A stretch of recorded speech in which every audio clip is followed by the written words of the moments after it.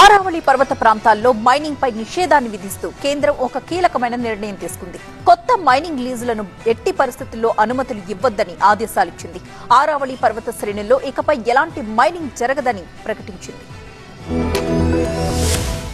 దేశ రాజధాని ఢిల్లీ నుంచి గుజరాత్ వరకు 3 రాష్ట్రాల్లో సుమారు 650 కిలోమీటర్ల మేర విస్తరించి ఉన్న ఆరావళి పర్వత శ్రేణులను కాపాడేందుకు కేంద్రం నిర్ణయించింది. ఈ పర్వత ప్రాంతాల్లో మైనింగ్ నిషేధించింది. ఆరావళి ప్రాంతంలో ఎలాంటి కొత్త మైనింగ్ లీజులను మంజూరు చేయకూడదంటూ కేంద్ర పర్యావరణ శాఖ సంబంధిత రాష్ట్రాలకు కఠిన ఆదేశాలు జారీ చేసింది. గతంలో రాష్ట్రాల వారీగా ఉన్న భిన్నమైన నిబంధనలకు స్వస్తి పలికింది. ఢిల్లీ, హర్యానా, రాజస్థాన్, గుజరాత్ రాష్ట్రాల్లో విస్తరించిన ఆరావళి భూభాగం అంతటా నిషేధం వర్తిస్తుందని కేంద్రం స్పష్టం చేసింది. ఆరావళి పర్వత శ్రేణుల్లో పర్యావరణ సమతుల్యత కాపాడడంతో పాటు భౌగోళిక సమగ్రతను రక్షించేందుకే మైనింగ్ పై నిషేధం విధించినట్టుగా కేంద్రం వెల్లడించింది.